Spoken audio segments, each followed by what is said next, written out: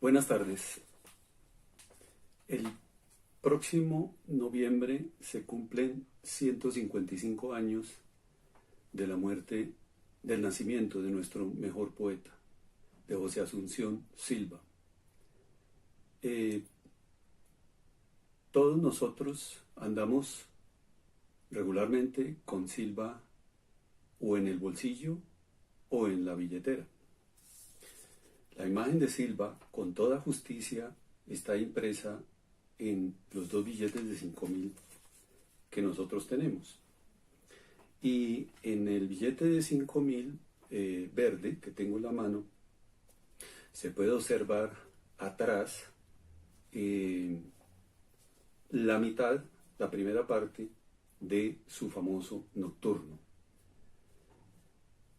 Y digo su famoso nocturno porque creo que se ha sido un poco injusto con los otros nocturnos. Hay quienes creen que Silva dejó solo un nocturno y no, son varios. Pueden ser 5 nocturnos inclusive. Pero ese nocturno 3 famoso, que en algunas ediciones aparece en el índice como una noche, es nada más y nada menos que el poema más importante de nuestra poesía, de nuestra literatura colombiana. Es el único poema, además, que figura en todas las antologías de poesía en lengua española. Por tanto, Silva es el único poeta colombiano que figura en todas las antologías de lengua española, antologías de poesía.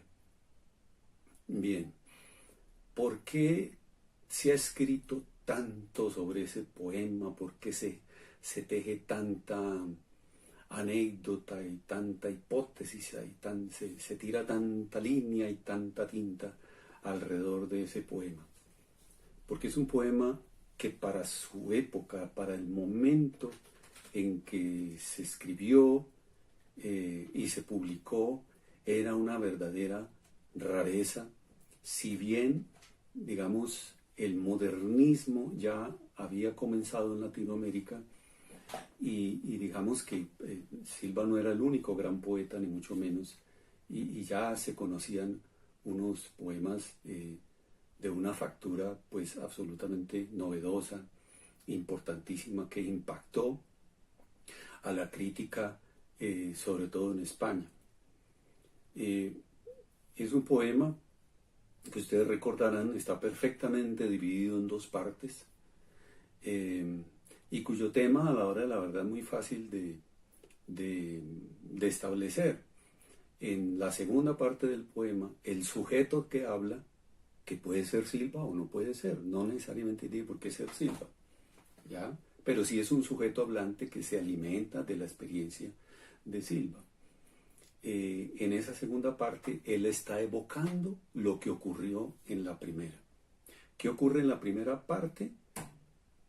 Una anécdota muy sencilla, un paseo nocturno de dos personas, un hombre y una mujer, a la luz de la luna y en un ambiente sabanero. El nocturno es de ambiente sabanero, mientras que, por ejemplo, Día de Difuntos, que yo diría que es el poema de Silva que le sigue en importancia, es de ambiente bogotano. Y entonces en esa segunda parte, el sujeto que habla recuerda ese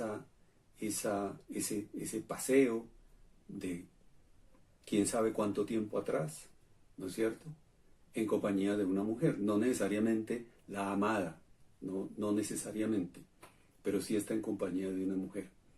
Y en la segunda parte se cruzan los tiempos, los espacios, lo que ocurre se cruza ahí de una manera, uno diría, magistral, ¿no es cierto?, porque al mismo tiempo que el sujeto está evocando y está recorriendo, está haciendo el mismo recorrido que se hizo en la primera parte, va por el mismo sendero, por la misma senda florecida, no sé qué, también está viendo a la mujer muerta, y entonces está también dentro de una habitación, y esas dos cosas se juntan, además de que aparece lo más misterioso del poema, que es como lo que le da la dimensión, uno diría, esotérica, metafísica, es lo que le da esa suerte de patetismo que caracteriza ese poema,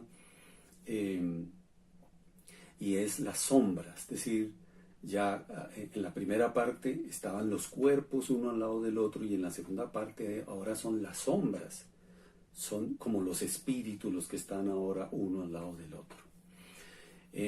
Esos 54 versos que componen ese poema y que combina de una manera novedosa versos cortos, versos medianos, versos muy largos, que le van dando como una silueta al poema, ¿no es cierto? Le van dando esa silueta característica que tiene el poema. ¿Sí ven ustedes? ¿No? Cómo se ensancha, se adelgaza, se ensancha, le va dando una silueta característica. Es debido a la absoluta libertad con la que Silva emplea la medida del verso.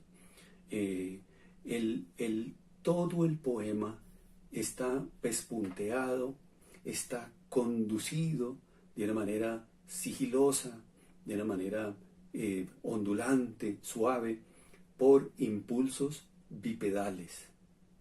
Bipedales.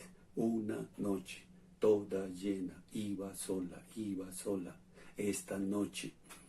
Y eran una. Impulsos bipedales con los cuales él conforma versos tetrasílabos absolutamente novedosos en la métrica castellana. ¿Quién había escrito poemas de 4 sílabas?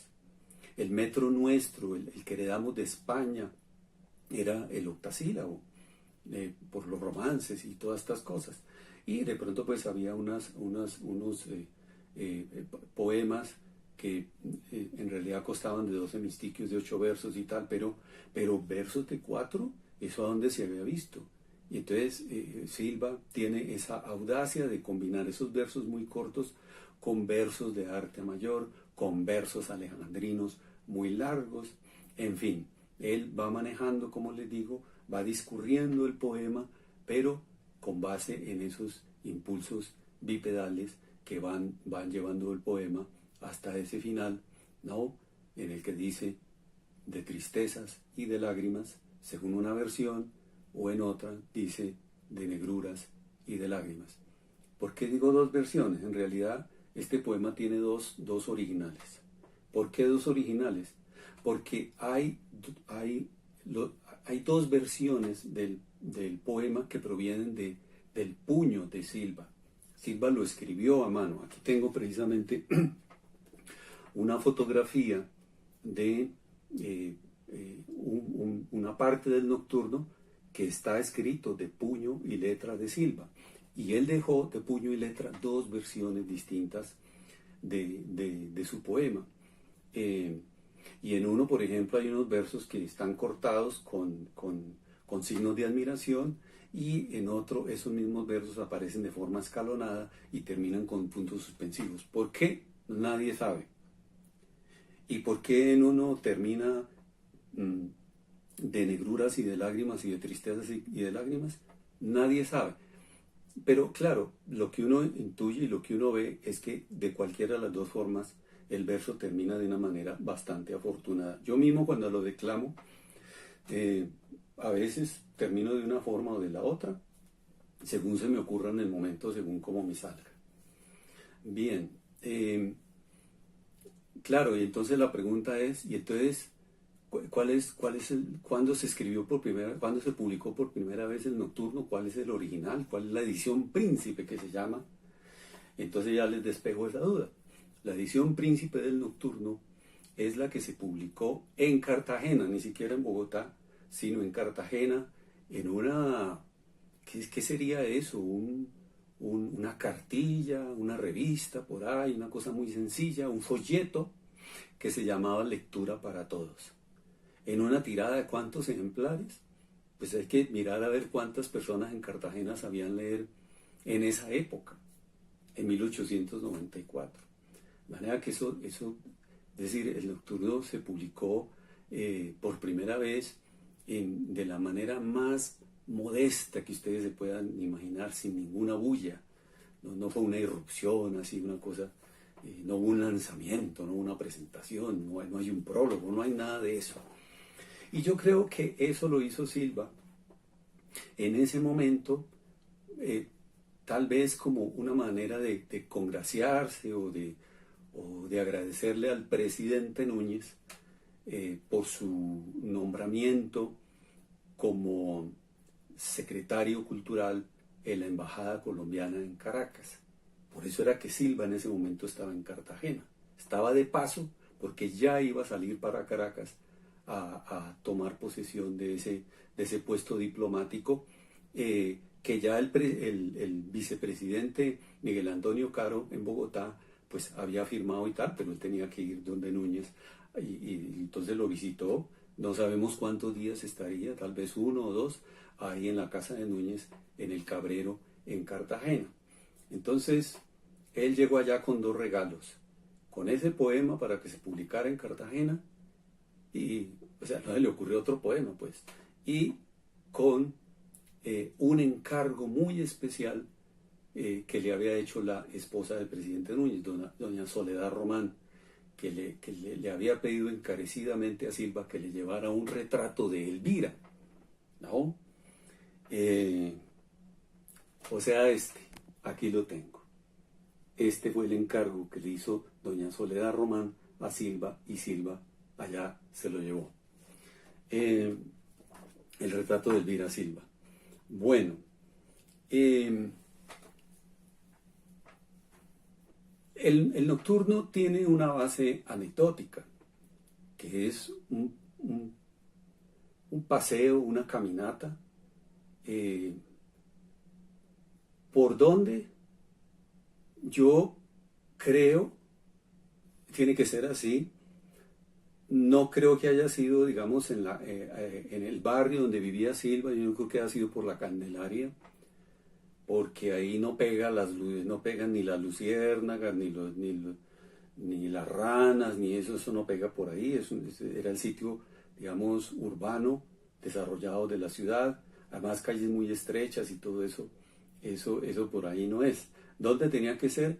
En su otra casa, que quedaba en donde, en un caserío, que en ese momento estaba cogiendo mucha fuerza, porque todos los ricachos de la sociedad bogotana estaban construyendo ahí sus quinticas de recreo. Ese caserío, damas y caballeros, se llama Chapinero. ¿De dónde viene el nombre? El nombre viene de, a ver, ahí donde uno puede, pensemos en el Parque Los Hippies, la bomba de gasolina, 60 con séptima.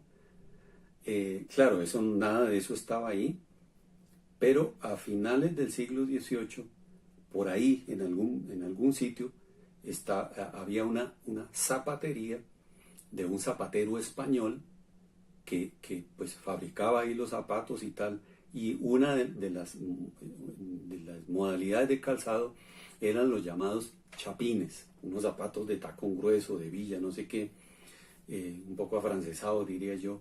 Esos eran los famosos chapines, y de ahí viene el nombre Chapinero. Entonces en Chapinero era que los burgueses bogotanos, no eran muchos pues, pero eran todos comerciantes prósperos, y entonces una cosa que es muy común de la clase burguesa es tener una finquita en algún lado, tener una casa en las afueras de no sé dónde, es decir, siempre tener ese tipo de propiedades para ir a pasear y no sé qué, y para el fin de semana. Hoy día esa zona todavía conserva los nombres de algunas de esas quintas: Quinta Camacho, Quinta Paredes, Quinta no sé qué, Rosales, y ahí en ese, le voy a decir exactamente en dónde estaba. Esto es una cosa increíble, porque yo estoy hablando fundamentalmente para la comunidad de la Universidad de Santo Tomás, de la Facultad de Filosofía y Letras. ¿Dónde está ubicada la Facultad de Filosofía y Letras? En el edificio Aquinate, ¿no es cierto? Pues, damas y caballeros, exactamente donde está el edificio Aquinate, donde estamos nosotros todos los días, ahí quedaba Chantilly, la casa de recreo de don Ricardo Silva. Entonces uno lo que tiene que suponer es que, digamos, la casa como tal tenía su puerta, pero tenía que haber un camino de entrada, ¿no? Y el broche tenía que dar en lo que es hoy la carrera 13. Hasta allá tenía que, entonces en ese trayecto, ahora hay que pensar que todo eso es solo potreros. Claro, seguramente 100 metros hacia un lado y 100 metros hacia el otro hay otra quinta de esas. Pero eso básicamente era potreros, era una zona bastante agreste, había mucho follaje, tenía que haber pequeños charcos, ese tipo de cosas. Por eso es lo de las ranas, los perros que ladran, todo eso, porque eso es puro potrero. Y en ese caminito, yendo y viniendo, ¿no es cierto?, por la noche, claro, con la ausencia de la luz eléctrica que no existía todavía, pues favorecía pues lo de la luna y esta cosa. Y de ahí, de una de esas caminatas, de uno de esos paseitos, seguramente en compañía pues de una de sus hermanas, ¿no? Él tuvo 3, ya se había muerto una, le quedaban 2, tenía otros 2 hermanos que también se habían muerto, ya, entonces no le quedaba ningún hermano, sino únicamente 2 hermanas, y de ahí, de una caminata con alguna de ellas y todo eso, pues le inspira el posterior recuerdo que va a suscitar la escritura del nocturno. No es necesariamente que anoche hicimos el paseo y hoy lo escribo, no, por esta sencilla razón, porque Elvira murió en 1891 y el nocturno se publica en el 94, o sea que como mínimo él lo tenía escrito en el 93, supongamos, ¿no es cierto? Entonces, digamos, el trabajo es con un recuerdo. Y eso se nota también en el poema, que el sujeto hablante lo que está es haciendo una evocación, ¿no? Dice que una noche, ¿cuál noche? No sabemos, pero al decir así, eso, digamos, es una evocación, se le viene ese recuerdo. Bien, esa es la base anecdótica del nocturno. En el nocturno también uno lo que aprecia es que están las huellas del romanticismo. El romanticismo está metido ahí de lleno. ¿En dónde? ¿En qué aspectos? ¿De qué manera? Todo el patetismo, la compenetración con el paisaje, la integración que hay allí entre el sujeto o los dos protagonistas con el entorno, la oscuridad, la luna, los rayos, rayos de la luna, todo ese ambiente, el misterio que envuelve toda esa situación, el contacto con la muerta después en la segunda parte, ¿no es cierto? Y lo de las sombras y todo esto, eso proviene del romanticismo. Uno capta ahí como cierta actitud metafísica, podría uno decir, ¿no? Y sobre todo es que el poema es un nocturno, y el nocturno es una modalidad del romanticismo. Ese es un nocturno igual a un nocturno de Chopin. Ese es un nocturno igual a cualquier nocturno de los músicos románticos alemanes o franceses o ingleses, polacos, lo que fuera. Es un nocturno en toda ley, al punto de que se han hecho partituras. Hay partituras, hay una de Guillermo Uribe Holguín, y uno mira el nocturno y lo lee, pues es que prácticamente es un vaivén, es una danza hablada, ¿no? Que con motivo de los 100 años de la muerte de Silva, se interpretó en piano. Yo estuve ahí cuando el maestro Pablo Arévalo estrenó el nocturno para piano, y esa noche reestrenaron el piano que había pertenecido a Elvira Silva y que duró perdido muchísimo tiempo. Finalmente lo localizaron, lo tenía la familia de un padre Escobar, no sé qué, pues tuvieron que pagarle por ese piano y el piano está hoy día donde debe estar, que es en la casa en donde vivió Silva sus últimos, yo no sé si años, pero sí meses, y donde murió finalmente. Bueno, pero también a la par con lo romántico y con las sombras que se alargan y toda esa cosa, que eso es romántico, entre otras cosas, porque ya Silva tiene una influencia encima, no se la puede quitar, que es la de un poema que se llama El Cuervo de Allan Poe. Silva ya conocía ese poema. ¿Por qué?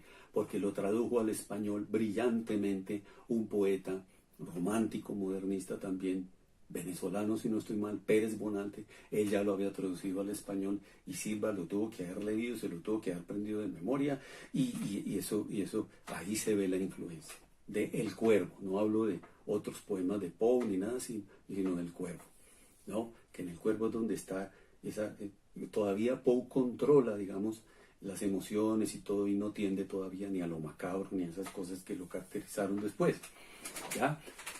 O sea, es romántico por donde lo mire, pero también modernista.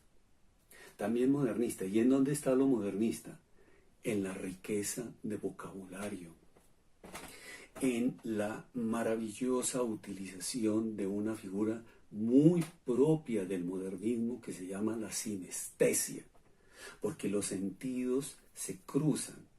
Digamos que la vista ha sido muy explotada en la poesía desde siempre, el oído también, pero el olfato, los perfumes, el olfato, ¿a qué horas? ¿Cuándo? Y sobre todo el tacto. Y entonces él cruza las sensaciones y los sentidos, y eso es lo que produce una sinestesia. O alguien ha visto alguna vez una sombra húmeda, o qué será una luciérnaga fantástica, ¿sí ven? Entonces, y las adjetivaciones, que son manejadas con una precisión absolutamente magistral. Ustedes saben que, como decía Horacio Quiroga, el adjetivo cuando no da vida mata, pero Silva utiliza el adjetivo más que bien, porque una cosa es decir y hacer que los perros ladren, y ladran los perros, y eso qué es, ahí no hay nada. Pero otra cosa es que los perros le ladren a la luna, porque ahí ya se está saltando a la creación de una imagen poética. Si los perros le ladran a la luna, ahí hay una imagen poética. Pero es que encima de eso Silva dice luna pálida, y al agregarle pálida nos da otra connotación, y entonces el poema va creciendo. Es un poema muy rico en interpretaciones.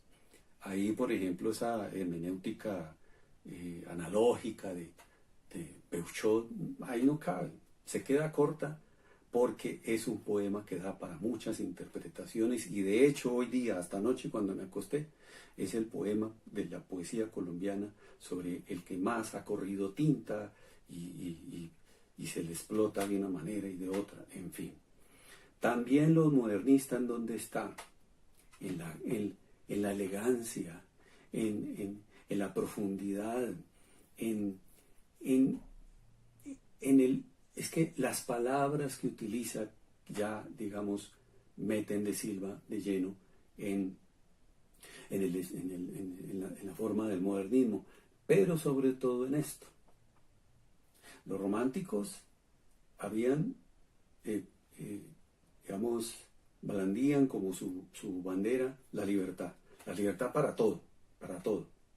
Pero el modernismo incluso exacerbó más eso, porque si ustedes miran, pues ahí hay una completa libertad de Silva en el manejo de la métrica. Es que no hay métrica como tal, ahí lo que tenemos es un versolibrismo. Los versos son sueltos, sin... la maravilla está en que no hay abandono de la musicalidad. La melodía se conserva todo el tiempo, ahí la va llevando. Pero entonces hay esa cosa que llegó con el modernismo, que fue la absoluta libertad para administrar la métrica en la poesía. Bueno, Entonces,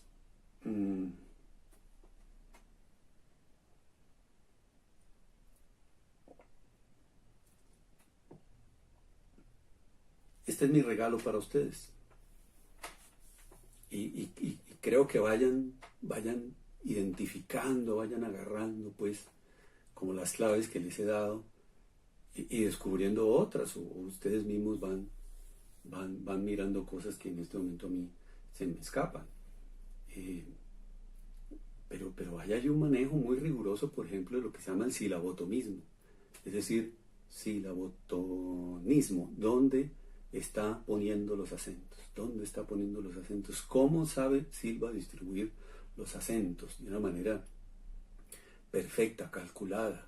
¿Por qué las repeticiones son tan calculadas? Todo eso tiene que ver ya con esa cosa nueva que inundó a la poesía en lengua castellana en Latinoamérica, que se llama el modernismo. Entonces, ahí va. Una noche toda llena de perfumes, de murmullos y de músicas de alas. Una noche en que ardían en la sombra nupcial y húmeda las luciérnagas fantásticas.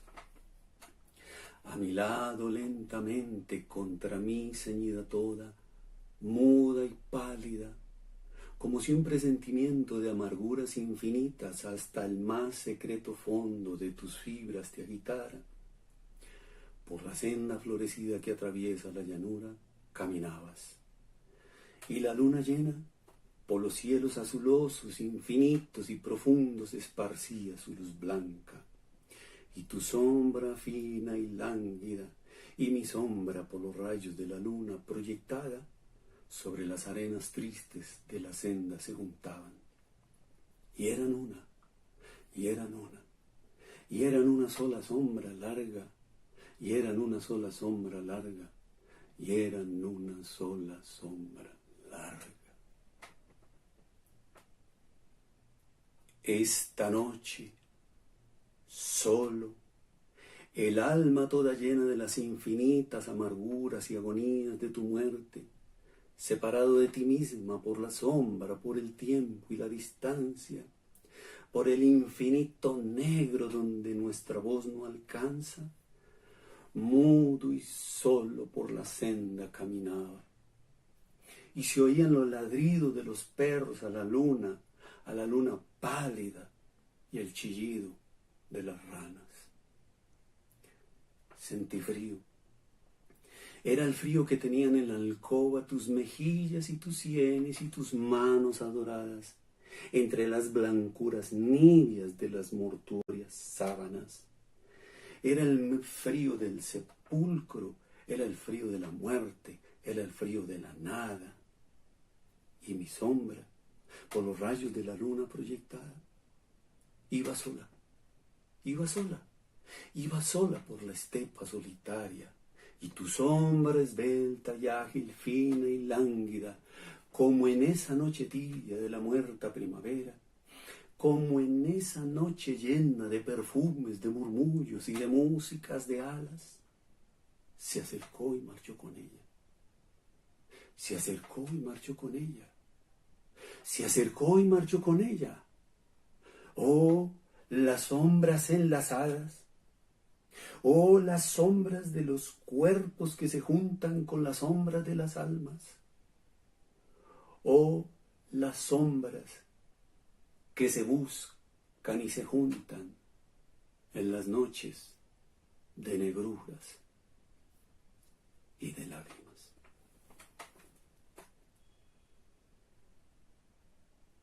Cuando ese poema se leyó en España,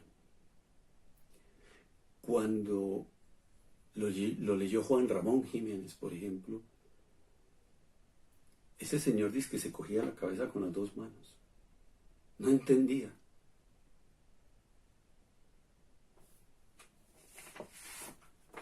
Joder, pero esto es moderno. Esto es modernismo. Claro, allá sí valoraron, allá sí entendieron de qué se trataba eso. Allá se dieron cuenta de qué era eso. Aquí no, muy poquitas personas. El nocturno cuando aparece publicado aquí, ¿en dónde? En el diario El Telegrama, periódico. Es decir, una página de avisos comerciales, otra página de las defunciones, no sé qué, fulanita se casa, fulano va a viajar, pum, el nocturno. Se burlaban, se burlaban. El nocturno fue motivo de ludibrio, pues, de esta sociedad que iban a entender quién estaba preparado para recibir ese lenguaje, para apreciar una cosa de esas. Muy pocos, era un círculo muy reducido. Silva no tenía, no pertenecía a un grupo, qué movimiento, ni no, él no tenía casi interlocutores. Les voy a decir, digamos, como cuál era el contexto cultural, como literario. No, Silva era un comerciante ya, es decir, en que se movía Silva.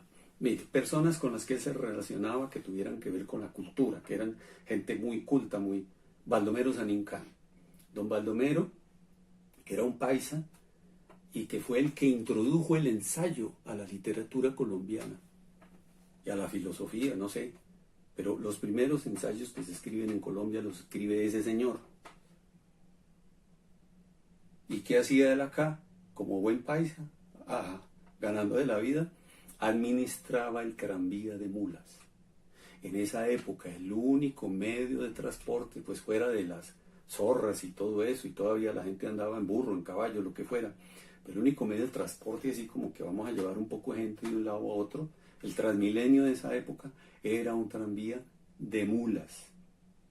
Creo que en alguna época mucho más atrás, lo que había era como cosas tiradas por bueyes y tal. Bueno, no me meto allá, pero don Baldomero administraba eso, que tenía un recorrido que era, por decir algo, desde la Plaza Bolívar hasta lo que hoy es la Avenida de Chile.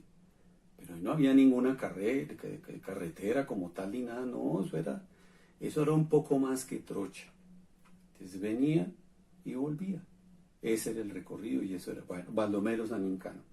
Jorge Isaac, sí señor, pertenecía como a la cuerda. De todas maneras, lo que pasa es que Silva hereda del papá las amistades. ¿Quién era el papá de José Asunción? Era un señor que, aparte de ser un comerciante y un hombre acaudalado, muy distinguido, muy atildado, reconocido de la sociedad, descendiente de franceses. Ahora vamos a hablar de eso porque eso es muy importante, ¿no? Pues era un comerciante y tal, cuyos almacenes eran, como decir, el éxito, pero de esa época. Era el almacén de Ricardo Silva e Hijos, que tenía un principal sobre la carrera séptima. Vamos a pensar, voy a decirles ya exactamente donde hay un ley todavía, pero eso ya cambió de nombre, pero digamos ahí como a un costado del Palacio de Justicia, ahí tendría que estar como el principal almacén y los otros dos por ahí cerca. ¿Qué pasa?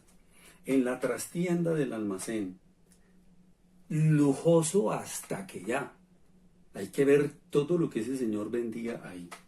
O sea, ahí no entraba ningún pobre. En esa época no había clase media, ahí no entraba ningún pobre, nadie podía. O sea, eso era para los ricos y ya hay cosas que se traían por encargo y que era para las señoras y no sé qué y tal, y paños ingleses y cosas muy finas, y papel de colgadura y gobelinos y estampados y lámparas de adornojería, porque, ¿no?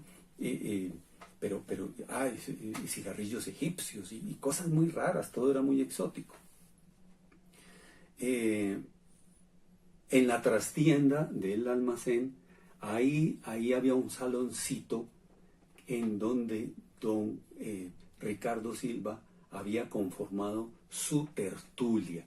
Ahí funcionaba una tertulia literaria, también se hablaba de política, desde luego, y eso es lo que se conoce como el mosaico. Entonces, damas y caballeros, el mosaico, esa tertulia, sería el primer grupo literario que existe en este país. ¿Ya? Y entonces ahí llegaban los amigos, poetas, ¿qué hacían? Recitaban, leían cosas que acaban de componer, se leían unos a otros. Don Ricardo Silva era un escritor, digamos, de cierto reconocimiento. Novelas no, cuentos tal vez sí. Lo que pasa es que en esa época eso se llamaba era cuadros de costumbres, cuadros de costumbres. Eh, entonces Silva hereda esas amistades del papá y se acomoda a otras también. Eh, que estoy hablando de los interlocutores que él tenía, pues que le servían, pues porque era un hombre también muy adelantado para su época y tal. Eh, por ejemplo, don Diego Falan, el otro poeta, el gran poeta colombiano Diego Falan, ¿por qué había amistad con él? Porque él era el que le daba las clases de piano a Elvira Silva, ya está. Y lo de los pianos, me faltó decir, el almacén de Ricardo Silva era el que siempre tenía 2 o 3 pianos para la venta. Don Ricardo Silva importaba pianos. ¿De dónde? De Alemania. Calculen ustedes lo que es traer un piano de por allá,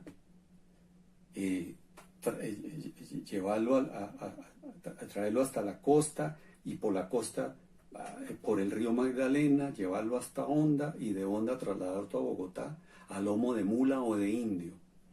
En total, don Ricardo Silva importó más de 10, y menos de 20 pianos. Y uno lo perdió, se desbarrancó seguramente con indio y todo. ¿Ya? Y uno de esos quedó en la casa de él, que es el piano que ustedes pueden ir a ver a la casa de poesía, pero estoy seguro que Pedro Alejo no va a dejar que entren ahí, mucho menos que lo van a tocar. El único que tiene derecho a tocar ese piano, a hacerle así, soy yo. Mentiras, pero casi. Ahí está el piano con sus 2 lamparitas originales, tal, afinado, pero eso no puede estar ahí, pues para que eso allá llegan colegios y eso. No, ya lo hubieran dañado, ya se le hubieran robado la tapa, quién sabe qué hubiera, la dentadura, ya la hubieran dañado, es decir, eso. Pero ahí está el piano. Bien. Bueno, en una biografía de Pombo que leí, la mejor que hay, que es la de Beatriz Elena Robledo, ella nos muestra en un momento dado a Silva hablando con Pombo, tirando palique con Pombo. No eran muy amigos. Es evidente que ellos, y ahora les voy a decir porque era evidente que ellos no eran amigos, eran de ideas muy distintas y tal, pero sí se respetaban como poetas. ¿No? ¿Y cómo no va a respetar a Pombo como poeta? Silva no respetaba a nadie, es decir, ¿quién iba a descrestar a Silva con versos? Nadie. Él respetó mucho a José Eusebio Caro, a Miguel Antonio Caro, a Pombo y a unos 2 o 3 más. El resto no tenía palabras, digamos, de alabanza para ningún poeta en Colombia, en Bogotá, digamos. Y Pombo, de pronto Pombo era un poquito más expansivo. ¿En dónde conversaron ellos dos algunas veces? En esa época no había los famosos cafés que hicieron que estuvieron tan en boga en los años 40, 50, tal vez hasta los 70, ¿no es cierto? Famoso el automático, todo eso, el café Windsor. No existía en esa época esos sitios. Aquí lo que había era chicherías, eso era lo único que había. Cada cuadra había 3, 4 chicherías y eso era un problema de salubridad muy grande y de orden público. Entonces, ¿dónde se reunían la gente como de la misma clase social y intelectuales y tal? ¿Dónde se reunían? En el altozano de la catedral, después de las 5 de la tarde. Y ahí conversaron algunas veces Pombo y Silva. Como les habrá quedado sonando la inquietud, y cómo así que no eran muy entrañables y tal, porque Pombo fue el que le envió a los hermanos Cuervo en una carta la noticia del suicidio de Silva, y de verdad la forma como él le da esa noticia a los hermanos Cuervo sin saber que Ángel ya se había muerto,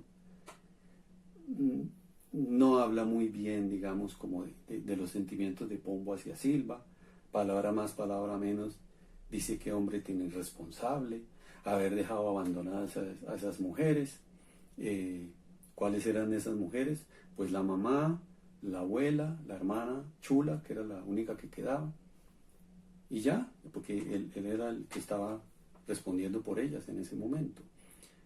Pero además agrega Pombo ahí que ese hombre era trastornado por esas lecturas raras que él hacía y tal, ¿no? Entonces ahí uno deduce inmediatamente que no eran amigos y que Pombo no lo quería. Lo respetaba así de pronto, pues, pero no lo quería.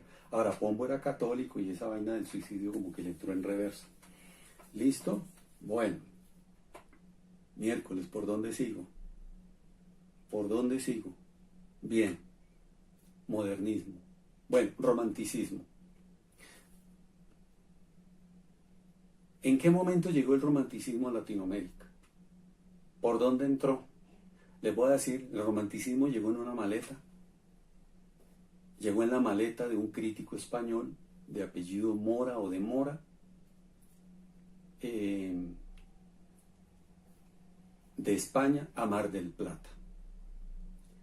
Ahí llegaron poemas de románticos alemanes, ingleses, franceses. Seguramente él había hecho traducciones, en fin. Lo cierto es que eso se regó primero a Argentina, lo que fue el Cono Sur, y esa tendencia y esa poesía invadió rapidito Latinoamérica. E inmediatamente los poetas quisieron escribir dentro de esa tendencia romántica. No, la mayoría lo hicieron mal. Pero les voy a decir por qué el romanticismo fue tan oportuno acá en Latinoamérica. Porque ustedes saben que el romanticismo tiene dos vertientes. Una vertiente que es como lo individual, la subjetividad, la exaltación del yo, la vida interior, todo eso, lo espiritual, lo patético, todo eso. Y otra que alimentó, digamos, sentimientos patrióticos, el nacionalismo, se creó una especie de épica prácticamente. Entonces todos estos países latinoamericanos acababan de salir de un sistema colonial, pero no tenían identidad, no sabían. Colombia hasta hace poquito era la Gran Colombia, entonces estaba unida con Venezuela, había ese tipo de cosas, ¿no es cierto? Casi ningún país había afirmado o se había afirmado como nación. Y el romanticismo servía para eso, para consolidar la idea de nación, para crear una identidad, un destino, no sé qué, si sé más. Por eso pegó tanto el romanticismo. Bueno, y además porque pues ya nos desprendimos de tanto costumbrismo y unas formas inhanes de la poesía y tal, ¿ya? Yo no puedo hablar ahorita del romanticismo en Latinoamérica, porque eso es mucho, eso es un tema demasiado extenso.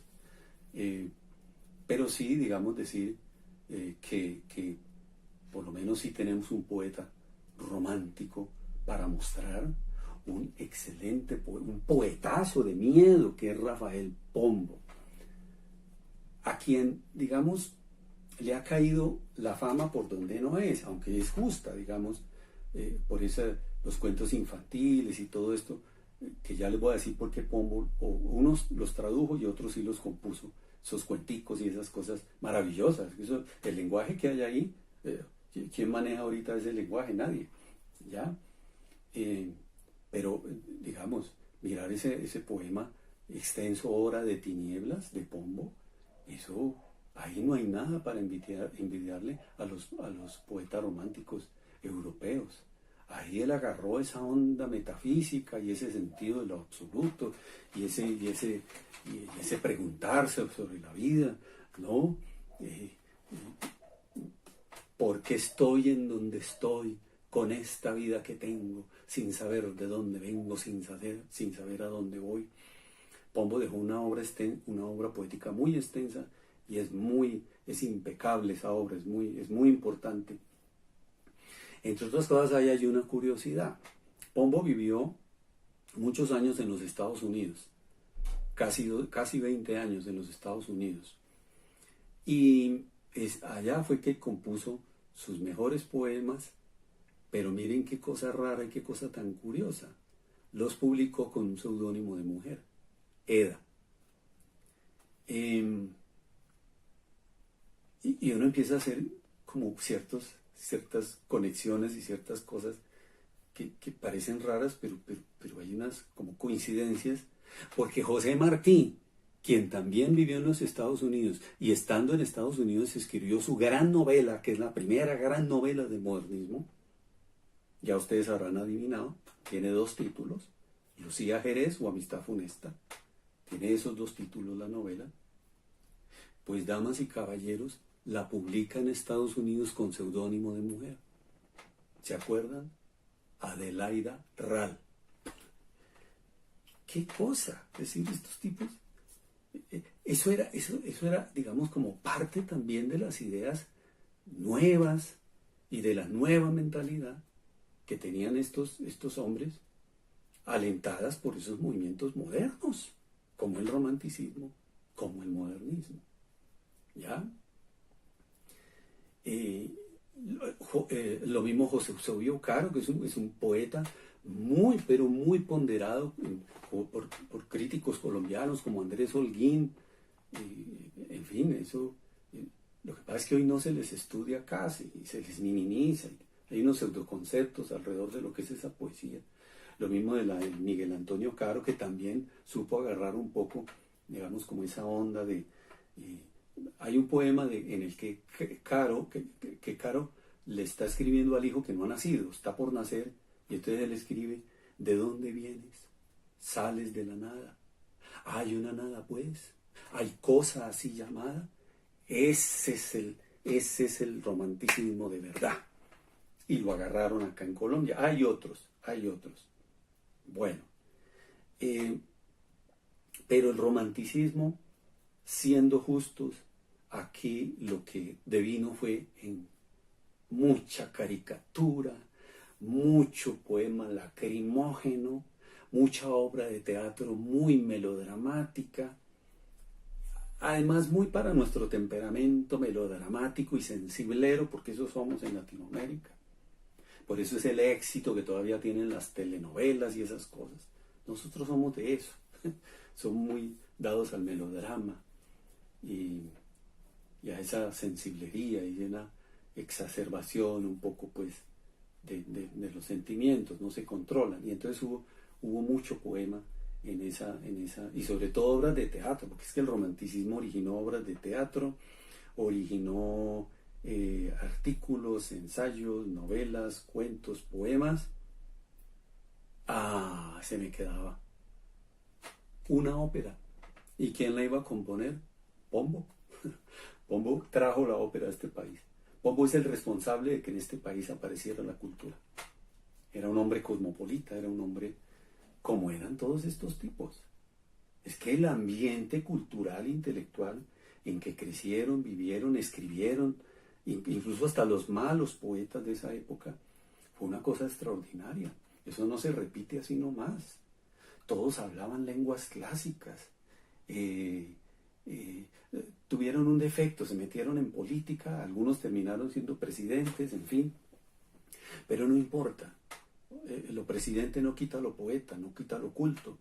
Pero eran hombres de disciplina, como exigiera Platón, creo que en la República, ¿no? Eran hombres de disciplina moral y de disciplina intelectual. Muchos de ellos, todos no, que ya empezó a nacer la corrupción y ese tipo de cosas, y regalamos Panamá, bueno, hay ciertas cosas, pero eran hombres que eso no era cualquier, o sea, había la idea de que así fuera, para ser mal poeta había que ser culto primero, ¿no?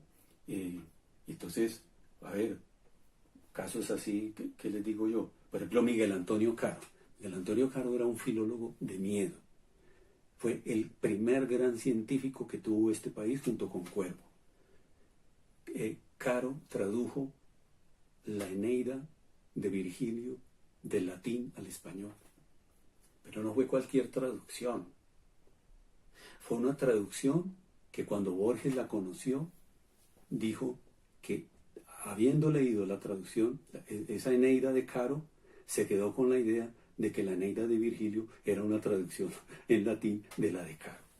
O sea, o sea, más reconocimiento para dónde, ¿no es cierto? Yo estoy en deuda de regalarles, les he ofrecido ya a nivel de decanatura y cosas así, coordinaciones y esto, antes de que yo pues termine mi periplo y tal, una charla un poco de este estilo, diría yo, haciendo justicia con Caro y con Cuervo. Entonces ahí había traductores, había ensayistas, había gramáticos. Eso favoreció muchísimo también, digamos, el éxito del modernismo, porque todos estos hombres, no había mujeres, siendo justos. Sí, uno dirá que doña Soledad Acosta de Samper y tal, pero digamos, esto fue un asunto bastante masculinizado, pero después va a haber una cosa muy chévere, la aparición de las mujeres, que ya les voy a decir en qué momento se da y cómo es que se da. Mujeres poetas y escritoras muy importantes, que eran unos cultivadores pues del idioma, de la gramática. Caro se escribió la gramática del latín, ¿qué quieren que les diga? Rufino escribió las apuntaciones a la gramática de Bello y las anotaciones y las apuntaciones sobre el lenguaje bogotano. Esos tipos escribían cada uno su gramática, era una cosa impresionante. Ellos manejaban el idioma, tenían una riqueza de vocabulario impresionante. En fin, bueno. Pero ocurre una cosa, el romanticismo se va fundiendo.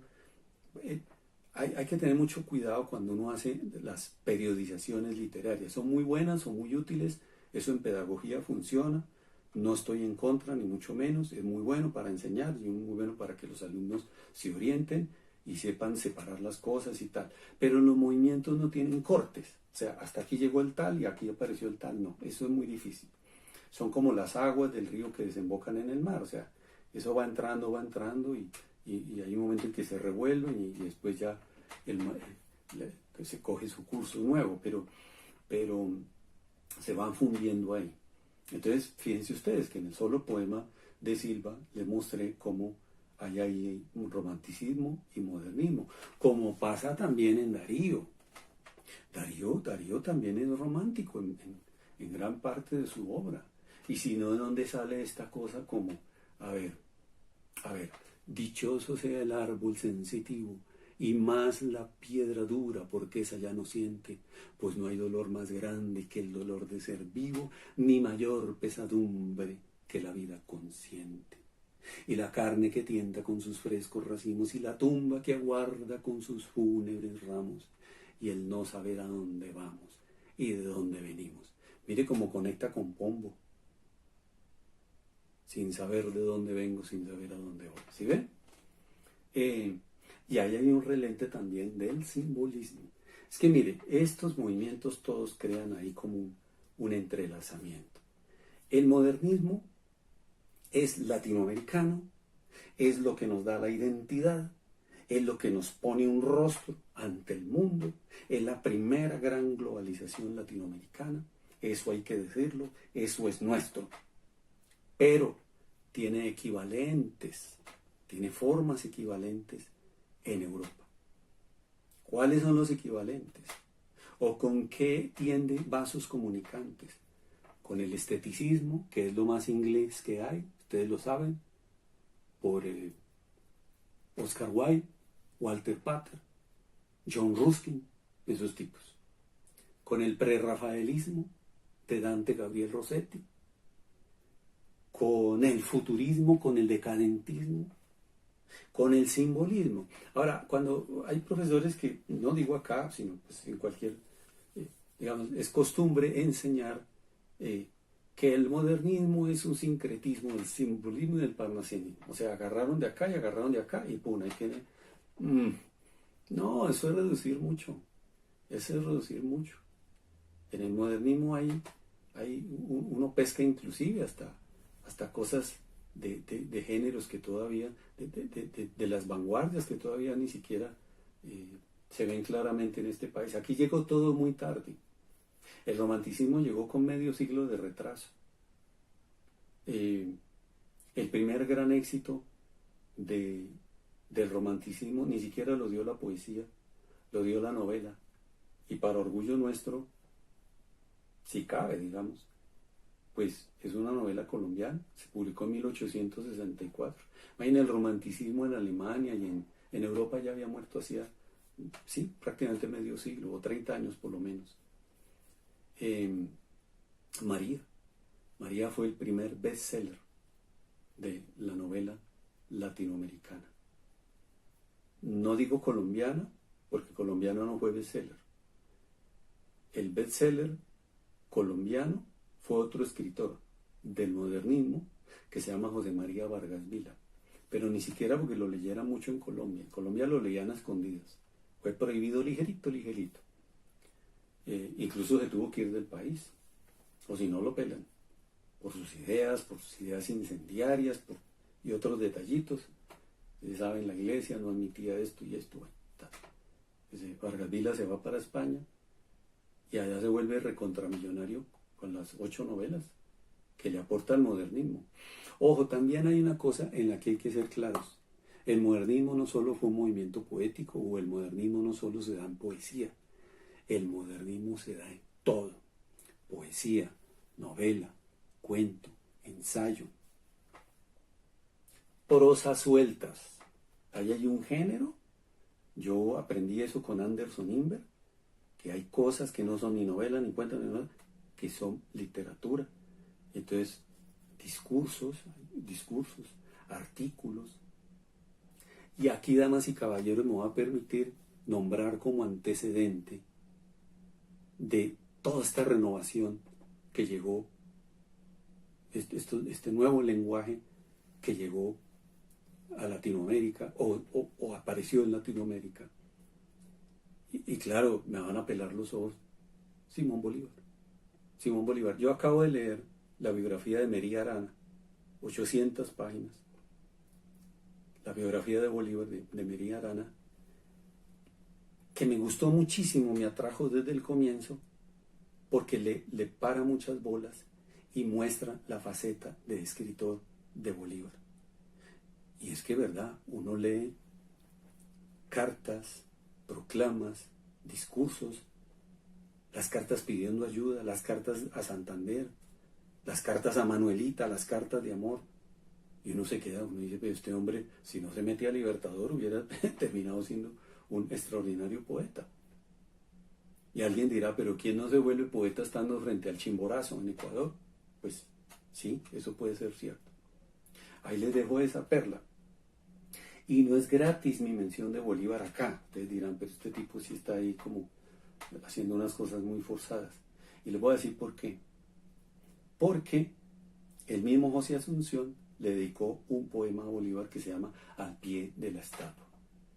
Ahora hay que pensar, miren, yo no puedo, es decir, Bolívar murió en el 30 y el padre de Silva nació en el 36. ¿Eso qué quiere decir? Que el abuelo de Silva sí conoció a Bolívar. Conocerlo tuvo que haber conocido a Bolívar. Es más, en vida de Silva, tuvo que haber gente, todavía gente, ni muy anciana siquiera, pues, sí, gente mayor, que podía dar testimonios. Ahora, tratemos de imaginarnos a uno que otro hablando en esa tertulia, ¿no? Y contando, no, figúrate, cuando yo vi a Bolívar que bajaba por acá, por el Capitolio. ¿Cómo? Claro, eso era bastante plausible. Era bastante plausible. Pero también hay otra cosa, mire. ¿Por qué tanto escándalo y por qué tanta bulla y por qué se nos hace tan raro que a Silva esta sociedad lo haya tratado tan mal? De Silva se burlaban. Silva no podía bajar por la calle Real, ni por la del Cojo, ni por la Balvanera, ni nada, sin que le gritaran cosas. Le tenían apodos, y unos apodos bastante denigrantes. Entonces, claro, uno entra a mirar ahí una cosa social, y es que el deporte de esta sociedad bogotana ha sido desde hace mucho tiempo la calumnia. el chisme, el ludibrio, el dicterio, y eso ha sido muy bogotano. A Bolívar, cuando lo veían a lo último, ya bastante disminuido, bastante impedido, ¿no? Le pusieron el mismo, le trasladaron el apodo de un indigente, un drogadicto indigente, se lo trasladaron a Bolívar, y eso se lo gritaban cuando lo veían y le tiraban bostas. ¿Se acuerdan? ¡Longanizo! Entonces, fíjense, esta sociedad tiene esa capacidad para ensañarse con quienes nos han dado más, no sé, identidad, gloria, lo que ustedes quieran, ¿no es cierto? A Silva le gritaban la casta Susana. Y es famoso ese disque retrato que hace de Silva el escritor antioqueño Tomás Carrasquillo. José Asunción Silva, Virgen de la Trinidad. Ese sí es un personaje. Es muy atento y muy amable. Modula la voz como dama presumida y sin embargo no tiene nada de adamado. Da la mando pegándola del pecho, encocando los 4 dedos y parando el índice, de tal modo que uno tiene que ir a dársela por allá arriba. Aquí lo llaman José Presunción Silva Pendolfi. Ahí está. Entonces, ¿qué ocurre? A Silva le tenían mucha bronca. No en su círculo de amigos, no. Gente.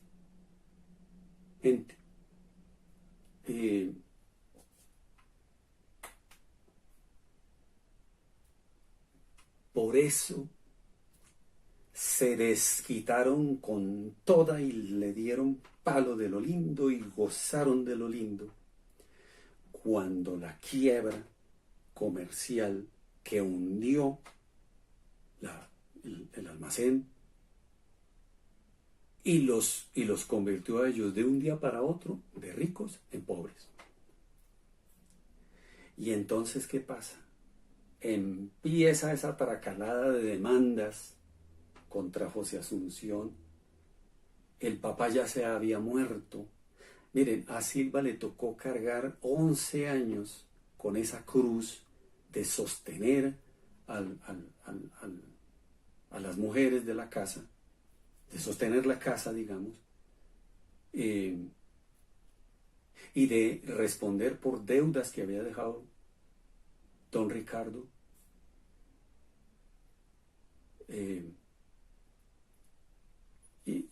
Y encima, pues él también, él no sabía que iba a saber Silva de economía, ni de dinero, ni qué nada, ni qué nada. Él sí trabajaba en el almacén. Es más, a los 13 años José Asunción deja de estudiar para siempre, para toda la vida. O sea, Silva no es ni bachiller ni nada de esas cosas. Técnicamente Silva habrá terminado la primaria en el liceo del padre Escobar. Lo abandona a los 12, 13 años y se dedica a trabajar con el papá. Ya está. Esta parte me gusta mucho, ¿por qué? Porque hay mucha gente que cree que eso, que si no es que la academia y los títulos y que no sé qué, no. Silva tendría primaria y se acabó. Eso sí, sabía leer desde los 3 años, ¿cómo les parece? Hablaba francés y debió haber hablado inglés también y debió haberle cacharreado al alemán. ¿Por qué? Pues porque era un genio. Bueno, pero la cosa es que, ¿por qué quiebra? No solo don Ricardo, todo el mundo, todos los comerciantes. Eso fue una recesión espantosa. El coronavirus de esa época, ¿saben qué fue? El cambio al papel moneda. Eso fue terrible. Sencillo, yo no soy economista, yo ni siquiera, o sea, a mí me tumban con las vueltas, pero lo que entiendo es que esos comerciantes tenían deudas en el exterior, con casas comerciales, francesas, inglesas, lo que fuera. Tenían deudas contraídas en moneda de verdad, plata, que se cuenta, que pesa. Pero ya estaban vendiendo les pagaban con una cosa que no vale nada, con esto. Esto se llama papel moneda. Esto se llama papel moneda. Y entonces, algo así como que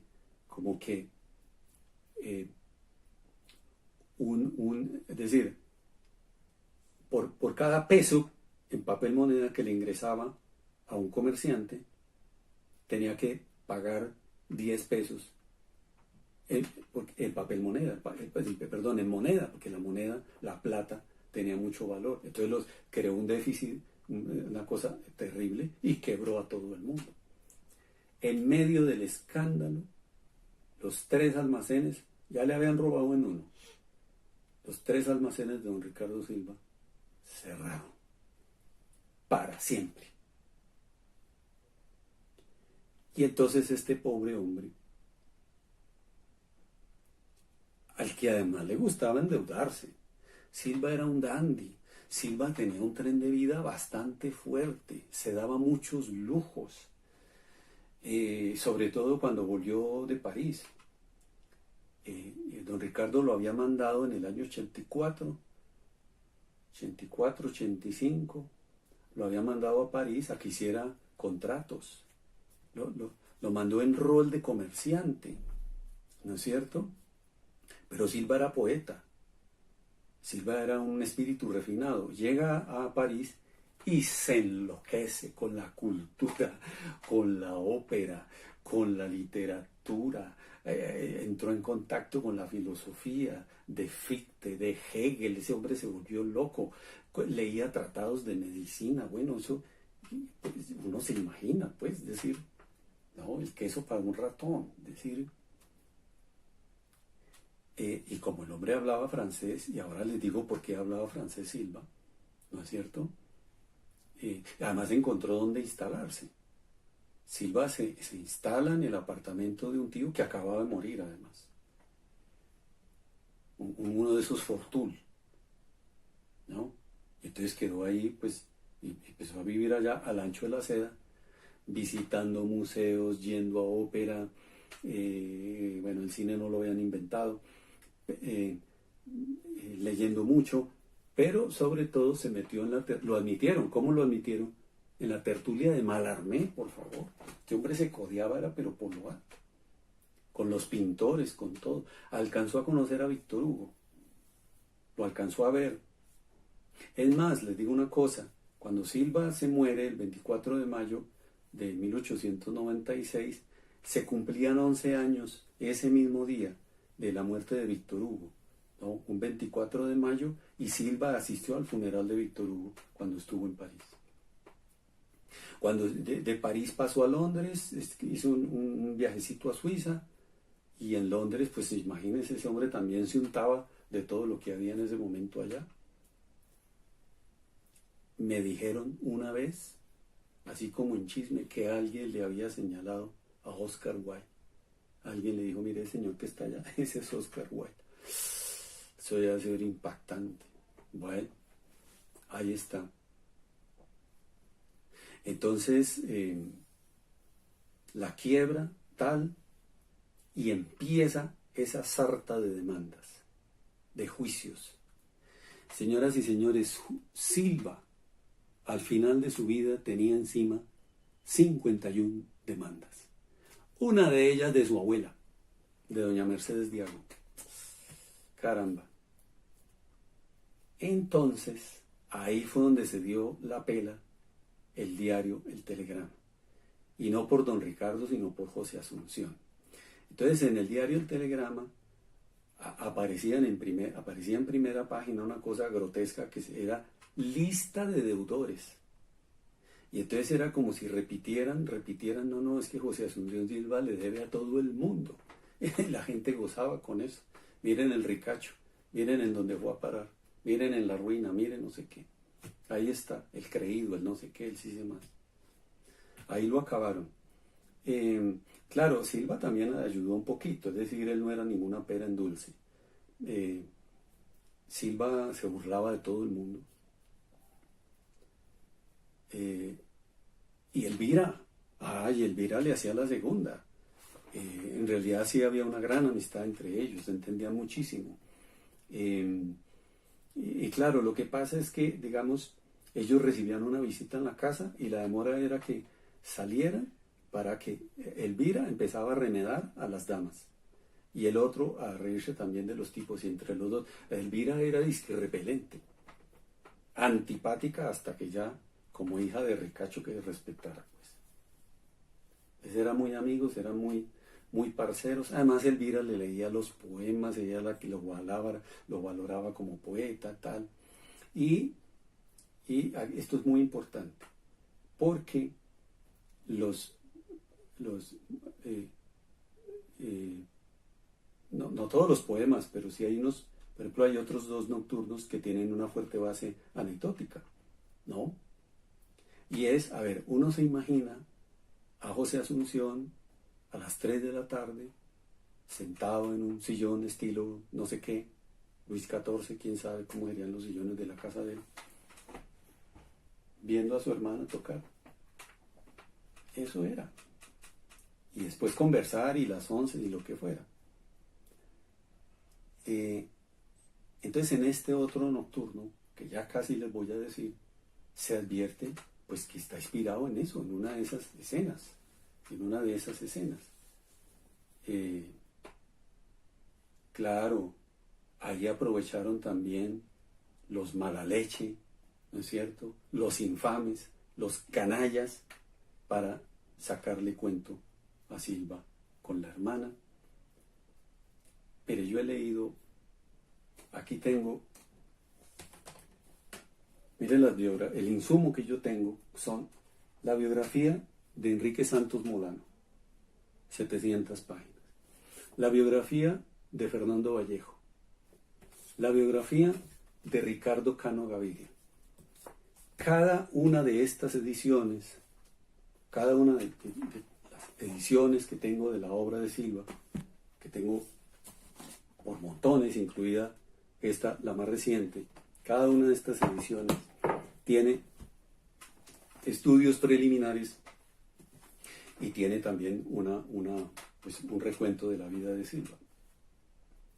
En ninguna parte nadie ha dicho, y lo mismo lo dice Álvaro Mutis y lo dice Gabo en el único ensayo que escribió, que es sobre Silva, que no hay un solo testimonio, ni visto, ni oído, ni escrito, de que esa infamia, esa especie que le levantaron a Silva, tuviera ni esto de cierto. Eso fue pura mala leche de esta sociedad, que ya les expliqué, que el deporte, todavía hay eso,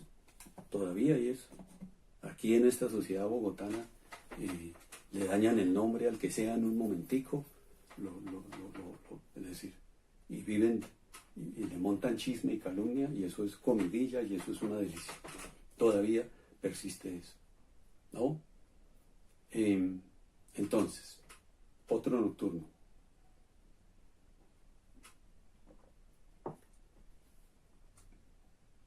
A veces cuando en alta noche tranquila, sobre las teclas vuela tu mano blanca, como una mariposa sobre una lila, y al teclado sonoro notas arranca. Cruzando del espacio la negra sombra, filtran por la ventana rayos de luna que trazan luces largas sobre la alfombra. Y en alas de las notas a otros lugares vuelan mis pensamientos, cruzan los mares. Y en gótico castillo, donde en las piedras musgosas por los siglos crecen las yedras, puesto de codos ambos en tu ventana, miramos en las sombras morir el día, y subir de los valles la noche umbría, y soy tu paje rubio, mi castellana. Y cuando los espacios la noche cierra, el fuego de tu estancia los muebles dora, y los dos nos miramos y sonreímos, mientras que el viento afuera suspira y llora. ¿Cómo tendéis las alas en sueños vanos cuando sobre las teclas vuelan sus manos? Eso es mucho poeta. Eso es mucho poeta. Es José Asunción Silva. ¿De dónde sale ese lenguaje? ¿De dónde sale esa sensibilidad? El modernismo se caracteriza porque la poesía no está dirigida al entendimiento. Eso que analicemos, que no sé qué, que no, qué argumento ni qué nada. Eso está dirigido es a la emoción, es a tocar sensorialmente al lector. Allá es donde apunta el modernismo. ¿Ya? Silva en ese poema que les acabo de decir, damas y caballeros, yo no voy a decir inventar, no voy a decir inventó, pero debe haber un verbo que se aproxime para decir lo que hace él ahí con el impresionismo. Con el impresionismo. Filtran por la ventana rayos de luna que trazan luces largas sobre la alfombra. Los rayos se meten así, no sé qué, hay unos efectos con claroscuro, no sé qué, el brillo de los muebles, no sé qué. Por favor. Ese hombre era un genio, se inventó el modernismo, el impresionismo. ¿Ya? Ahora, rebobinemos un poquito. Rebobinemos un poquito y pongamos a Silva en el contexto del modernismo. El modernismo, ¿quiénes lo gestaron? ¿Quiénes son los pilares del modernismo? Esto crítico va, crítico viene. Yo ya llegué a mis conclusiones y eso es lo que enseño y ya. Uno tiene que tomar posición. ¿No es cierto? Los 4 pilares del modernismo son José Martí, Julián del Casal, Gutiérrez Nájera y José Asunción Silva. Con un antecedente que es el peruano Manuel González Prada. Ahora, José Miguel Oviedo lo coloca no como antecedente, sino como uno de los gestores del modernismo, que ya entonces no serían esos 4, sino serían 5. Y yo creo que lo hace porque es peruano, pues digamos. Yo de González Prada no he leído, no lo conozco, lo voy a dejar a un lado, pero lo dejo mencionado y dejo constancia. Entre estos 4 que se llama la primera generación del modernismo, aunque hay unos que insisten que no, que esos son precursores, ¿de qué precursores ni qué precursores? Eso es el modernismo, ¿ya? Entre esa primera generación y una segunda generación hay un puente, hay alguien ahí agarrado, pues, Rubén Darío.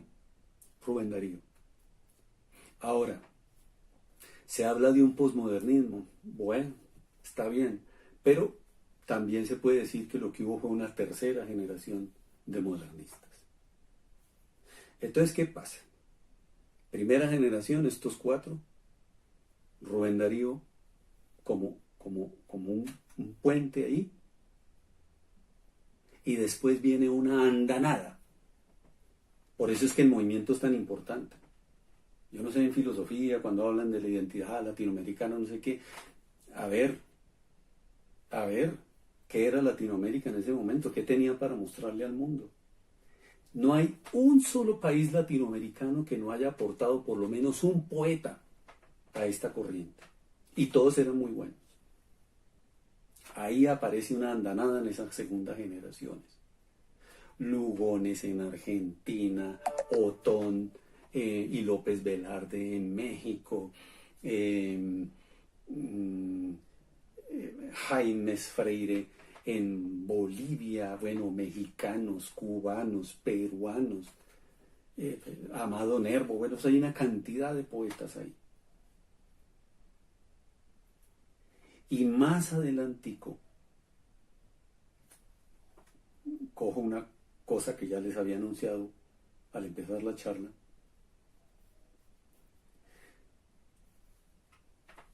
Las poetas. Yo no le digo poetisas, eso minimiza, no. Las poetas. Grandes poetas. Mire, Juana de Ibarburu, Alfonsina Storni, Delmira Agostini, Juana Borrero, Enriqueta Camarillo, María Eugenia Vaz Ferreira, Gabriela Mistral. ¿De dónde salieron? ¿Pero qué es esto? Extraordinarias poetas que saben con qué y llegan con su aporte. Es decir, tenga, esto le está haciendo falta a la poesía modernista y a la poesía romántica y a la poesía latinoamericana. Tenga. ¿Saben cómo llama eso, damas y caballeros? Erotismo. Muy bien jalado. Y una nueva sensibilidad que, muy auténtica, además, muy honesta, muy sincera, muy auténtica.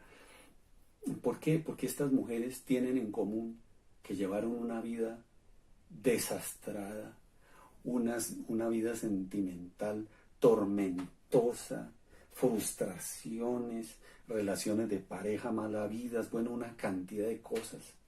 Y ellas hablan de eso y lo saben expresar. Y el amor lo saben expresar muy bien. ¿Ya? Mujeres que además cometieron el pecado, entre comillas, de leer, de volverse muy cultas, de viajar, todo eso, de adelantarse muchos años a su época, una época en que la mujer era prácticamente un animal doméstico, ¿no? Y estas mujeres dizque escribiendo y haciendo no sé qué, ¿no? Y viajando y tal, y siendo un poco independientes, o muy independientes, lo cual la sociedad rígida, gasmoña y pacata de esa época, ni en Uruguay, ni en Chile, ni en Argentina, les iba a perdonar. Delmira Agustini, fíjese, qué cosa, pues eso fue una tragedia. La mató el esposo. Hay quienes exageran y dicen que en plena luna de miel. No, fue despuesito, cuando ella le pidió el divorcio, e inauguró el divorcio, ella estrenó el divorcio en Uruguay, Delmira Agustini. Y el hombre herido en su orgullo y no sé qué, y digamos como casi legitimado, casi obrando en ley con la sociedad, ¿no es cierto? Como con respaldo tácito de la sociedad burguesa de la época. La mató, pero yo no estoy en este... Además, ¿qué importa, no? Si la apuñaló, le disparó, pero la mató, ¿ya?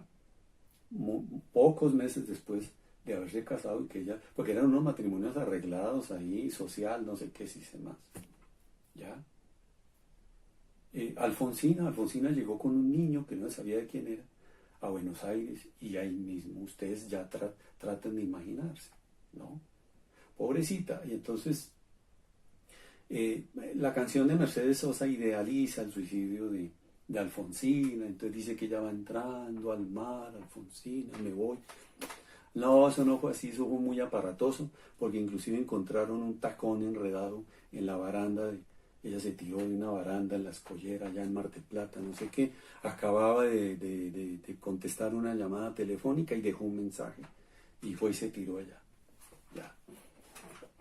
Uno mira, por ejemplo, Juana Borrero, la cubana. Esa muchachita murió de 21 años y a qué hora se escribió la poesía, la extraordinaria poesía que dejó. Y se murió de amor por Julián del Casal, qué cosa, qué... ¿No? Gabriela Mistral, la tragedia de esa mujer fue la maternidad, esa fue su gran frustración. Por eso tanto poema dedicado a los niños, ¿no es cierto? Y ese deje de ternura que uno encuentra en esa poesía. Gabriela Mistral, bueno, y todas estas mujeres eran muy formadas también, ¿no? Porque al fin y al cabo, digamos, les patrocinaban la educación hasta cierto momento, ¿ya? Y pertenecían a un núcleo social en donde pues se movía la cultura y ellas mordían y mordían y mordían. El caso de María Eugenia Vaz Ferreira era hija del papá, que es un filósofo uruguayo conocido, filósofo Vaz Ferreira, ¿ya? Gabriela Mistral, damas y caballeros, era maestra desde los 14 años, maestra de escuela.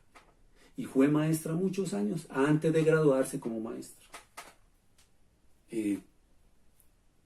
Yo tuve el privilegio de tener acceso a una fuerte correspondencia entre Gabriela Mistral y don Agustín Nieto, porque yo trabajé en donde estaba, digamos, ahí me dieron, mire, ahí está toda la correspondencia entre don Agustín y Gabriela Mistral. Se escribía mucho pues por la cosa pedagógica, eso fue. Y también hablaban de poesía, ¿no? Ahora, ¿qué quieren que les diga? Fue el primer premio Nobel de literatura de Latinoamérica entera, una mujer, año 1945, Gabriela Mistral. Creo que ya estaba enferma, se fue a Nueva York y Allá murió de cáncer, muy poquitos años después. Yo diría que si hay que ponerle un límite al modernismo, hasta dónde llegó, hasta dónde se entiende, alcancemos a Gabriela Mistral. Alcancemos hasta Gabriela Mistral. Hay quienes dicen que el modernismo terminó en 1920, terminó en el 36 con la muerte de Horacio Quiroga. Hay críticos que lo estiran y lo llevan hasta 1940. Entonces, ¿qué es lo que pasa? Que hay que incluir a lo que llaman el postmodernismo, en donde hay poetas de primera línea, de grandes ligas. Barba Jacob. ¿Ustedes saben lo que es Barba Jacob en la poesía colombiana y latinoamericana? Esa parábola del retorno, esa canción de la vida profunda, Dios mío, ¿de dónde sale eso? Eso es mucho poeta. Rivera. Ahora, si hay una diferencia entre el modernismo y el posmodernismo, son cosas muy sutiles, pero me parece que en el posmodernismo se abandonaron ciertos lugares comunes.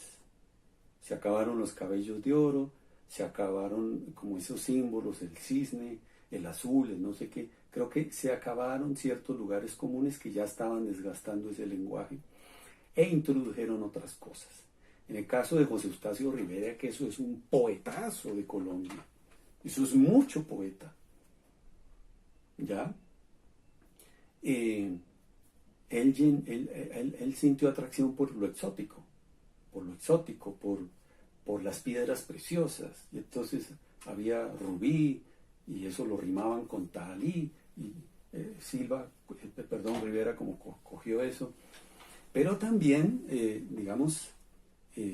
como él hizo esos viajes por las caucherías, Amazonas, no sé qué se dice más, también asimiló, mucho paisaje y muchas cosas muy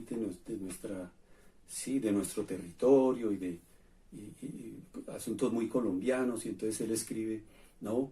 Por saciar los ardores de mi sangre liviana y alegrar la penumbra del vetusto caney, un indio malicioso me ha traído a su indiana de senos florecidos que se llama Riguey. Rivera, un extraordinario poeta. Devolvámonos a los cuatro grandes. ¿Qué le aporta José Martí al modernismo? Bueno, aquí también tengo que ser un poquito como medio teórico y como que dármelas de que yo soy un investigador y no sé qué, yo solo soy lector y nada más.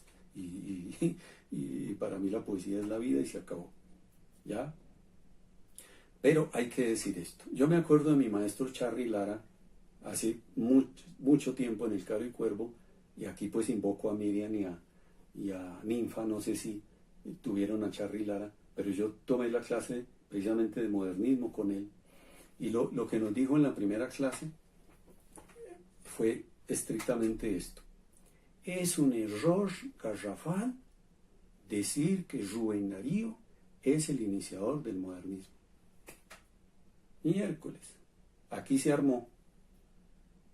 Claro, lo que pasa es que la primera obra poética, libro, obra cohesionada, organizada y tal, como tal, que es Azul, es de Rubén Darío.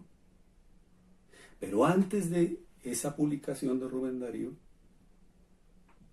José Martí había enviado desde Estados Unidos a los diarios de Argentina, los dos famosos que todavía, La Nación y Clarín, a Buenos Aires, había mandado ensayos y artículos y eso que llamo prosas sueltas, que son textos literarios también, y ahí ya el lenguaje nuevo y las tendencias nuevas del modernismo estaban presentes.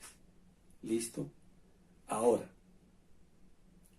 Silva escribió su primer poema a los 11 años. ¿Cómo les parece?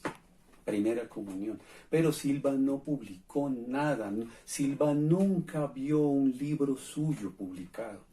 Tampoco estaba interesado y además le daba mucho miedo. Le daba oso. Yo creo que él pensaba que lo que estaba haciendo, no, como que muy cursi esta vaina.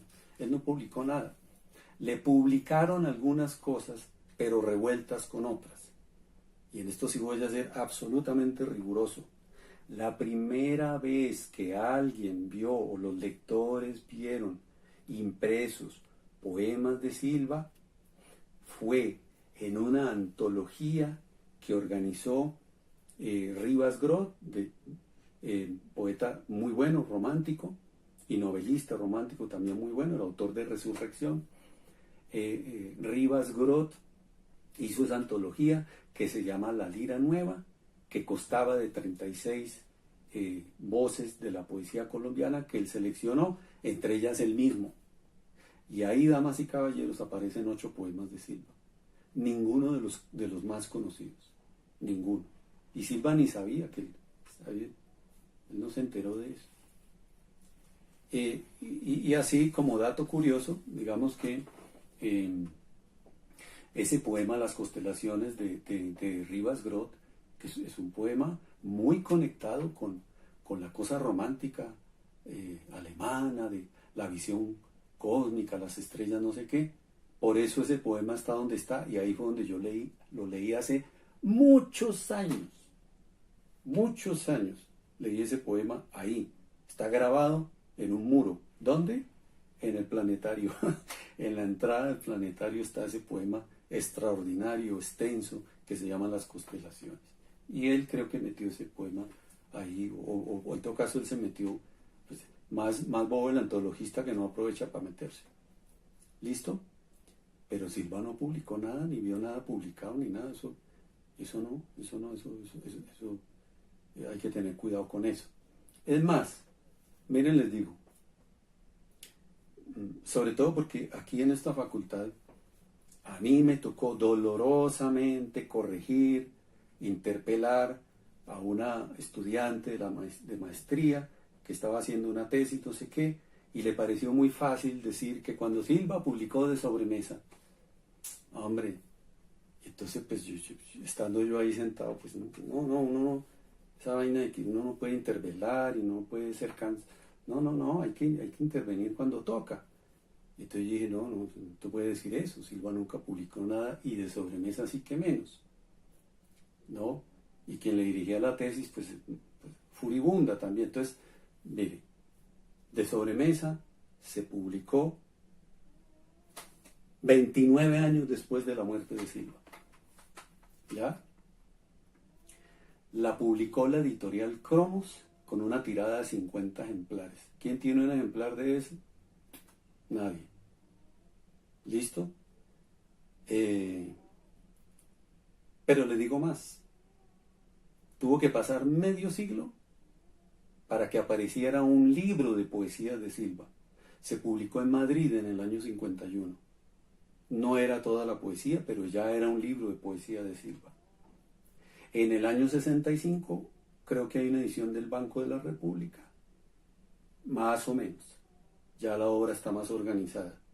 Hasta que por fin, damas y caballeros, aquí lo tengo, esto es una joya, me van a envidiar, les va a dar rabia. Esta es la primera edición crítica, comentada, analizada, con absolutamente todos los poemas de Silva, que son 134, y se incluyen algunos poemas que Héctor Orjuela, que es el que hace este estudio furibundo, extenso, muy tremendo, yo creo que lo más hondo y denso que se ha hecho de los estudios que se han hecho de Silva, que es esta de Héctor Orjuela, de edición del Caro y Cuervo, año 67, y ahí él incluye algunos poemas, dice que se cree que son de José Asunción. ¿Listo? Entonces, ¿a dónde quiero llegar con esto? A que, damas y caballeros, Silva empezó a ser conocido bien, más o menos, y se conoció su obra más o menos ya completa, pasado mucho tiempo, 70 años después de la muerte de Silva. ¿Ya? Y les digo una cosa que es bastante triste, hoy día, aún hoy día, averigüen ustedes en secundaria, en los estudios literarios en las universidades, en no sé qué, a ver si es que de verdad se conoce a Silva, como es nuestro deber conocerlo, como es deber de un francés conocer a Baudelaire, a Rimbaud, a lo que ellos tienen. ¿Sí ven? Yo ahí les dejo, los dejo con esa inquietud. Los dejo con esa inquietud. Bueno.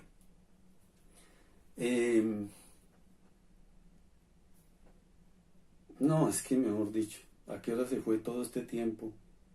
Y yo todavía tengo mucho. Entonces Martí aporta sus versos sencillos, su novela, su lucha. Eh, Julián del Casal es una cosa extraordinaria porque con Julián del Casal llega ese relente como del simbolismo, también del romanticismo, que como muy Baudelaire también, que era eso de el tono pesimista, de hablar de el marchitarse de las cosas y el acabarse de la vida. Entonces del Casal dice, ansias de aniquilarme es lo que siento, o de vivir en la eternal pobreza, con mi fiel compañero el sentimiento y mi pálida novia la tristeza. Del pasado no llevo señales, y aún de que vivo no estoy cierto, porque toda mi vida es un desierto poblado de figuras espectrales. Dios mío, ¿de dónde sale eso? ¿Quién escribe así? ¿Qué es esa cosa? ¿Delante de quién estamos? Gutiérrez Nájera, con Gutiérrez Nájera llega la soltura, la gracia, la amenidad al idioma, pero claro, con un idioma, digamos, maravilloso. Si alguien la espera, si la requiebra, ella ligera como una cebra, sigue camino del almacén, pero hay del tuno que alargue el brazo, nadie lo salva del sombrillazo que le descargue sobre la sien. Eso es mucha gracia, eso es mucha belleza. Ese es el aporte de Gutiérrez Nájera en un poema emblemático del modernismo que es La princesita Job. Y Silva, que vamos a hablar de Silva. ¿Qué más quiere que les diga de Silva? Que el 24 de mayo, sábado, amanecer domingo, después de acompañar a sus 12 amiguetes que había invitado esa noche, a quienes le recitó 2 poemas, a quienes atendieron con chocolate santafereño y tal, los despidió, y a las 3 de la mañana, habiéndose dejado su pantalón a rayas, sus zapatos de charol, de los 50 pares que tenía, pues ya creo que ya no le quedarían muchos, con la camisa de la pijama, después de haber leído El triunfo de la muerte, de fumarse una cantidad de cigarrillos, porque eso fue lo que encontraron, un cenicero con una montonera de colillas, ¿no? Envuelve su viejo revólver Smith & Wesson y se pega un tiro.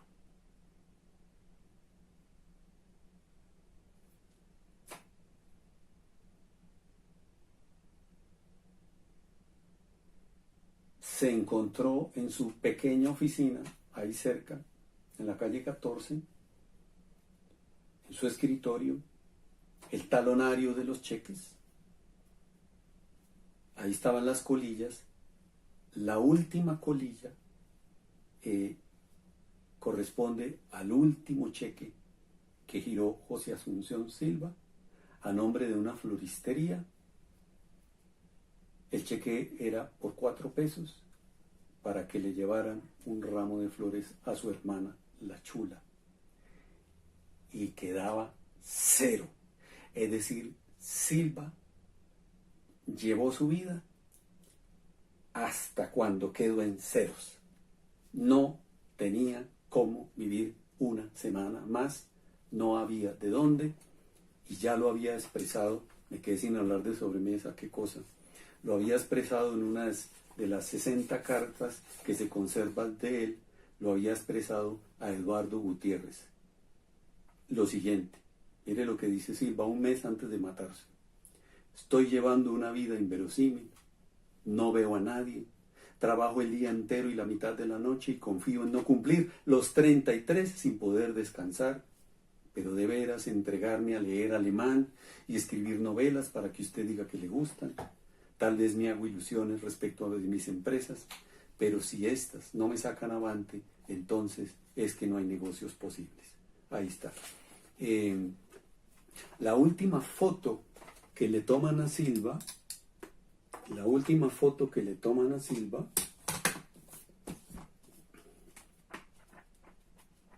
pues, vivo por lo menos, aquí está. Aquí está, 3 días antes de la muerte de Silva, le toman esta foto en la calle con un señor Vargas.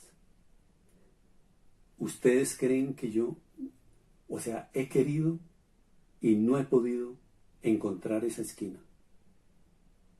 Porque si la encuentro, mando a hacer una placa y yo mismo la pongo ahí. Aquí se le tomó la última foto a José Asunción Silva en vida.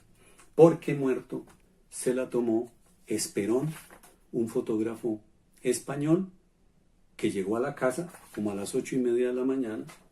Eso se armó un tumulto y imagínense el impacto de eso. Silva amaneció muerto, qué cosa. No, empezó a llegar gente, le hicieron la máscara mortuoria, bueno, eso fue una cosa. Yo podría extenderme ahí en detalles, cosas que inclusive yo sé que son detalles a los que es muy difícil llegar, hay que buscarlos por allá y uno se los encuentra y eso es verdadero oro, pero eso se armó, eso una bulla y tal. No es cierto que la mamá dijo lo que dijo apenas lo vio muerto, no es cierto. Lo dijo a las 8 de la mañana cuando ya estaba desayunando y cuando llegaron Emilio Cuervo Márquez y ellos, a ellos fue a los que les dijo: pues vean ustedes el lío en que nos ha dejado este soquete. Quedo debiendo mucho. Pidan un curso, pidan una electiva, pidan un seminario. Con mucho gusto lo hago porque quedo debiendo mucho. Yo he convivido con Silva hacía rato, no me ocupaba de él. Mis hijos crecieron pensando que él era un tío hablaban del tío José Asunción. De manera que quiere que les diga. Publiqué en esta revista de la Casa de Poesía Silva un extenso artículo sobre Silva y eso ya, digamos, eso fue un gran logro ya, digamos, y pude dar la charla del centenario en la Casa de Poesía Silva y con eso yo quedé curado, con una satisfacción enorme, porque le pude devolver a Silva en parte lo que me ha dado. Ahí se los dejo. Gracias por atenderme, a quienes van a atender esta grabación, esta charla que he hecho con todo el amor del mundo, sin escatimar esfuerzo, pues, por hacerle un homenaje más al mejor poeta que ha dado este país.